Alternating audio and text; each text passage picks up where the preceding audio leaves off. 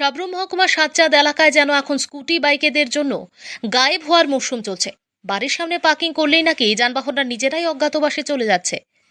সর্বশেষ ঘটনায় সাতচাঁদ ইটভাটা সংলগ্ন এলাকার বাসিন্দা গৌরাঙ্গ দেবনাথ নিজের স্কুটি বাড়ির সামনে রেখে মাত্র 1 ঘন্টার জন্য ঘরে যান, কিন্তু ফিরে এসে দেখেন স্কুটি সাহেব আর সেখানে নেই।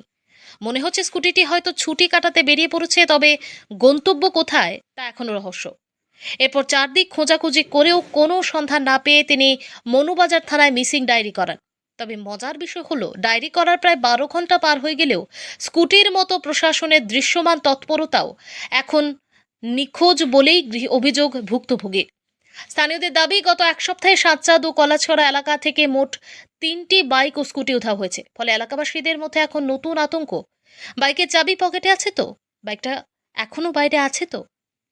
এলাকাবাসীরা দ্রুত চোর চক্রকে ধরার দাবি জানিয়েছেন, কারণ এভাবে চলতে থাকলে ভবিষ্যতে হয়তো বাড়ির সামনে বাইক নয়, বাইকের ছবিটাও তালা বন্ধ করে রাখতে হবে। সাবরুম প্রতিনিধির রিপোর্ট, প্রতিদিন ত্রিপুরা। এবারে সাতচান খ্রিস্টবারের অপোজিট সাইডে গতকালকে আমি বাড়িতে স্কুটিটা এখানে রাখবার পরে 1 ঘন্টা পরে বাড়ির থেকে আইসা দিকে দেন স্কুটিটা নাই।